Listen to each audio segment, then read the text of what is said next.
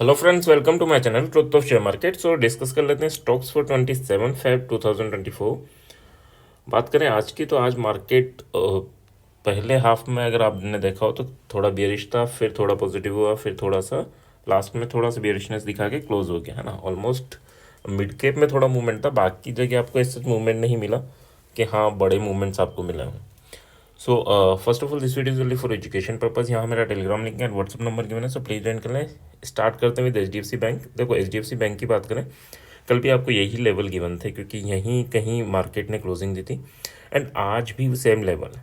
तो गया कहाँ तक था? गया एग्जैक्टली वहीं तक था जहाँ हमारा फर्स्ट टारगेट था, एग्जैक्टली हिट किया और उसके बाद वापस यहाँ तक आया। ठीक है, तो इन चीज़ों को समझना होगा कि जब क्रॉस कर रहा है तो फिर हमें काफ़ी अच्छे टारगेट्स मिलते हैं।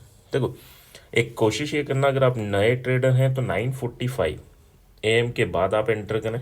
ठीक है, थोड़ा टाइम दें मार्केट को सेटल होने के लिए, और लास्ट में 2:30 के बाद अवॉइड करें। ठीक है, ये टाइम क्या होता है, ये फिर 0 to 0 यानी बड़े SL चले जाते हैं और बड़े टारगेट मिल जाते हैं।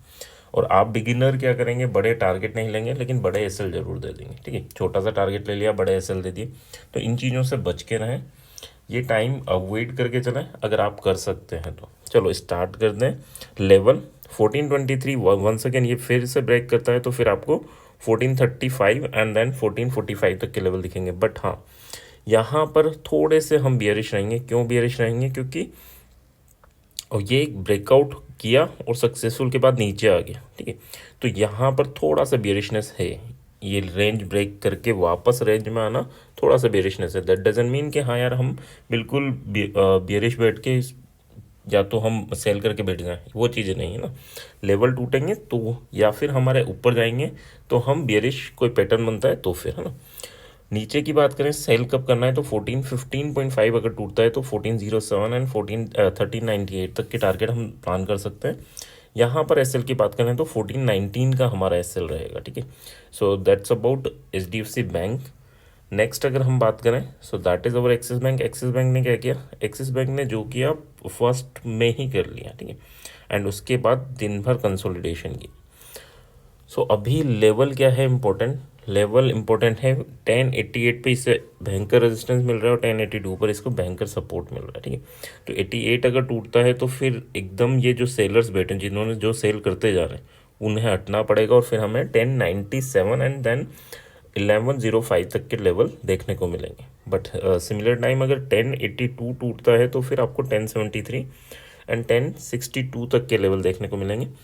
SL की बात करें तो 1085 का आपका SL रहेगा फॉर सेलिंग साइड एंड 1084 का 84.5 का SL रहेगा फॉर बाइंग साइड। ठीक है, so that's about Axis bank. अच्छा, एक्सिस बैंक का स्ट्रक्चर क्या बोल रहा है? तो स्ट्रक्चर देखो, higher high higher low structure बना रहा है, बट अब यहाँ से अगर उठेगा तो ये हाई को ब्रेक करना चाहिए ना। तो इसमें हमें प्लान करना है, यहाँ आप सपोर्ट ले रहा है, बट हाँ अगर फेल हुआ तो फिर दिक्कतें हैं। ठीक है, सो अभी स्ट्रक्चर को ज़्यादा माइंड करके मत चलना। अगर ट्रेंड लाइन का देखेंगे तो ब्रेकडाउन हुआ और उसके बाद करेक्शन दिया और वो वहाँ पर होल्ड कर रहा है, रुका हुआ है। अब यहाँ क्या देखेंगे? अगर इसको देखें, पोल बना हुआ है एंड फ्लैग टाइप का पैटर्न बन रहा है। ये अगर टूटेगा तो फिर नेक्स्ट फॉल तब स्टार्ट होगा। ठीक है, तो थोड़े से यहाँ पर भी अभी हम बेरिश हैं। That doesn't mean, one second, level टूटेंगे हम लेवल टू लेवल ही बात करेंगे। बट हाँ, बियरिश बियरिश होने का मतलब क्या होता है कि हाँ बियरिश ट्रेड हम जल्दी आइडेंटिफाई कर रहे हैं ना। ओके, रिलायंस की बात करें तो रिलायंस में क्या चल रहा है? रिलायंस तो अभी वही लेवल पे जिसने भी कंसोलिडेशन ही किया है। दिन भर मैक्सिमम स्टॉक्स ने कंसोलिडेशन ही किया है। 2979 टूटता है तो 2992 एंड 3010 तक के टारगेट रहेंगे। एंड अगर नीचे 2968 अगर ये टूटता है तो फिर आपको 2953 एंड 2943 तक के टारगेट देखने को मिलेंगे। SL की बात करें तो सेलिंग साइड के लिए 2975 का आपका SL रहेगा और बाइंग साइड के लिए 2974 का आपका SL रहेगा। That's about Reliance. स्ट्रक्चर अभी बुलिश ही है, इसका स्ट्रक्चर बुलिश है ना। तो ये देखते हैं आगे क्या होता है। इन्फोसिस की बात करें, इन्फोसिस ने काफ़ी अच्छा यानी फॉल के बाद यहाँ थोड़ा संभाला और फिर कंसोलिडेशन किया, बट ऐसा सच नहीं है। इसने काफ़ी अपना जो गिव अप किया है कुछ उसे रिकवर किया, यानी 50% रिकवर किया है, बट 80% रिकवर करता तो फिर हम थोड़े बुलिश हो जाते हैं। 50% रिकवर किया है, तो कल वेट करेंगे, ये लेवल टूटता है तो फिर हम सोच के चलेंगे कि यार ये कम्प्लीटली रिकवर करेगा, जिस लेवल को तोड़ के आया उस लेवल तक वापस जाएगा, और नीचे का लेवल टूटता है तो पहला टारगेट तो वही रहेगा जहाँ तक ये हो के आया है ना।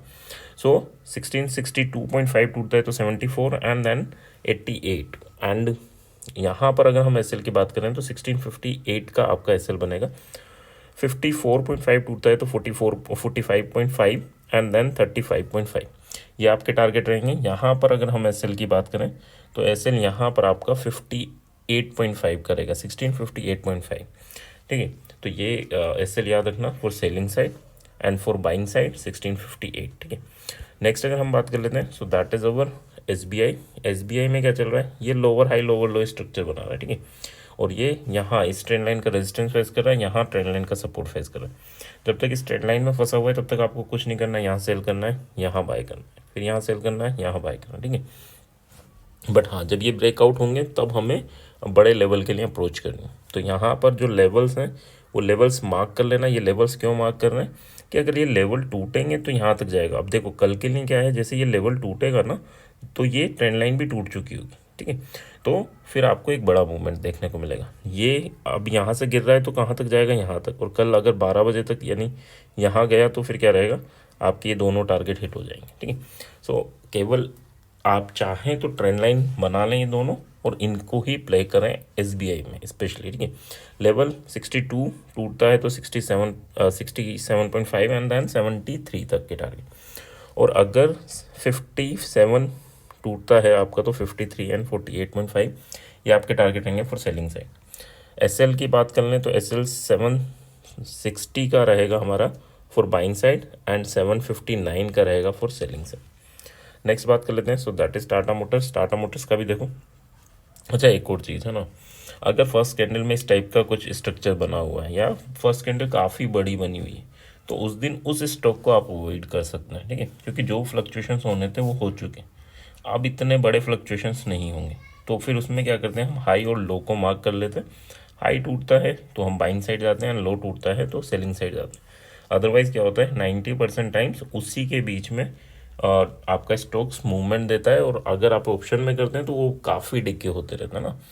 सो अगर इस टाइप की कैंडल बन जाए, बड़ी कैंडल बन जाए, तो फिर हम उस दिन उस स्टॉक को छोड़ सकते हैं, क्योंकि हमारे पास 7 स्टॉक्स हैं डेली के लिए, एंड डेली अगर एक स्टॉक उस दिन छूट भी जाए तो कोई बड़ी चीज़ नहीं है, ठीक है।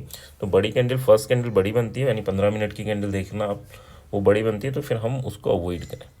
चलो अभी लेवल की बात कर लेते हैं, कल के लिए क्या इंपॉर्टेंट होने जा रहा है।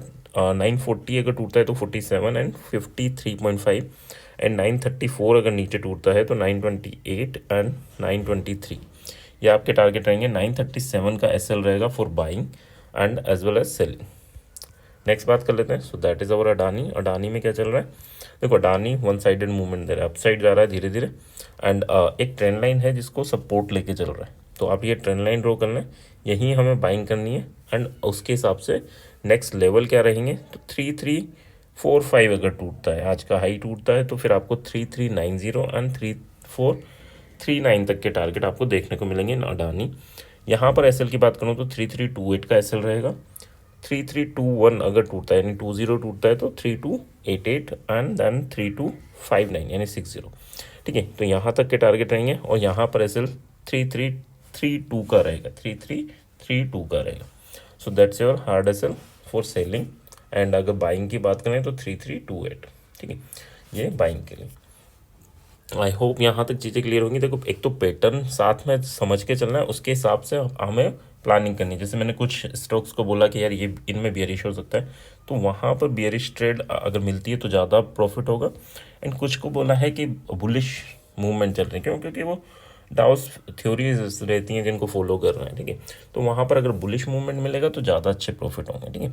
तो इसको थोड़ा सा समझ के चलना। कोई भी डाउट्स हैं तो कमेंट सेक्शन में ज़रूर कमेंट करना, एंड आई होप आपको वीडियो पसंद आएगा। पसंद आया है तो please like and comment. Thank you.